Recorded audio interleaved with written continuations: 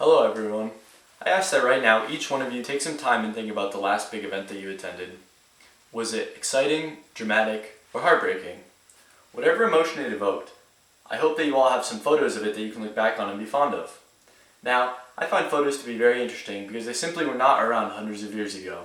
In fact, the first photograph ever taken was in 1826 according to photoblog.com. The mechanics behind cameras have come so far with technological advances, and photos and memories are so intertwined in our daily lives nowadays.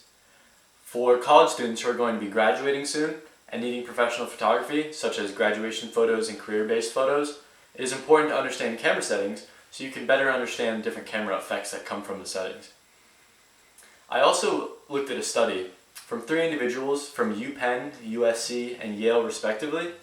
In their experiment, they found out that when they had individuals take pictures of an experience, it was consistently more positive than people who did not take pictures of their experience.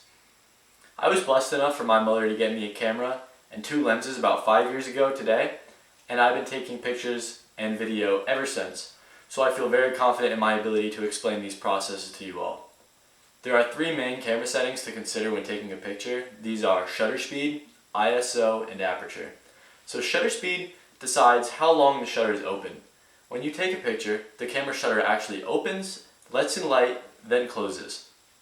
So fast shutter speeds are only open for a fraction of a second, and they freeze action better than slower shutter speeds. However, slower shutter speeds can give nice blurred effects and create very pretty visuals in some instances. So here are 2 of my photographs. As you can see, the black and white one has water that is smoothed over and blurred, while the other one actually shows you the individual beads of water. So how you read the shutter speeds here are 1/5 of a second and 1/1000th of a second. Obviously, the shutter that is only open for 1/1000th of a second is going to let in less light and freeze action better. In this image, you can see the camera mirror actually flipping up.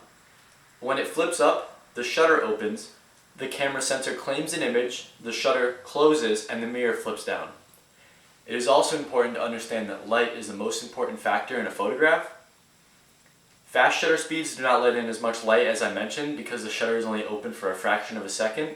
Slow shutter speeds let in more light, but blur can cause motion blur.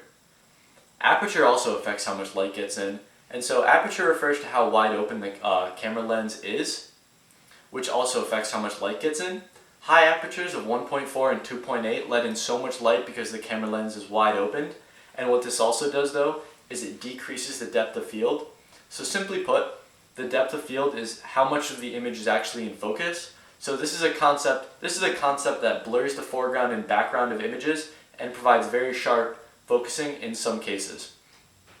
I'm actually recording this on an f2.8 lens, so it's a 2.8 aperture. It's my widest aperture I can achieve with my camera setup, and as you can see, as I move forward and backwards, I go in and out of focus pretty easily, and that's due to the aperture of the lens. Light is so crucial because the 3rd setting that I'm about to mention is all about light. So it is ISO, and Nikon USA defines ISO as the sensitivity to light.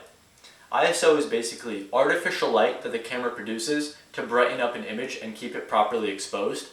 So what this does is it actually blurs the image a little bit because it's trying to make up light that isn't there.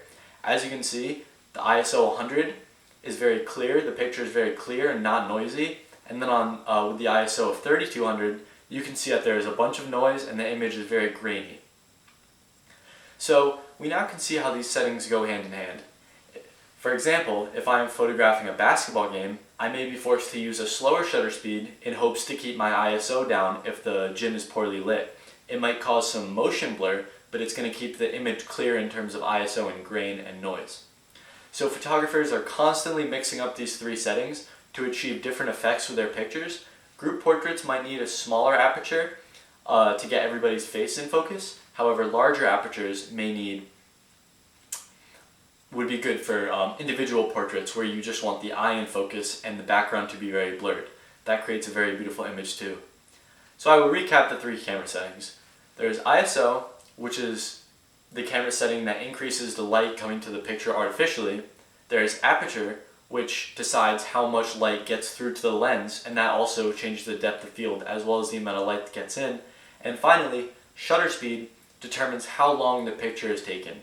As you can see, all of these three settings actually are dependent upon light, and as I mentioned, light is the most important factor in a photograph. So I hope that you all have learned something about the basics of photography and the three settings that I've mentioned. Next time you guys are taking pictures of or with your friends, or when you're about to get your graduation photos, I hope you ponder these three settings and think about how these three settings could affect your pictures in the future.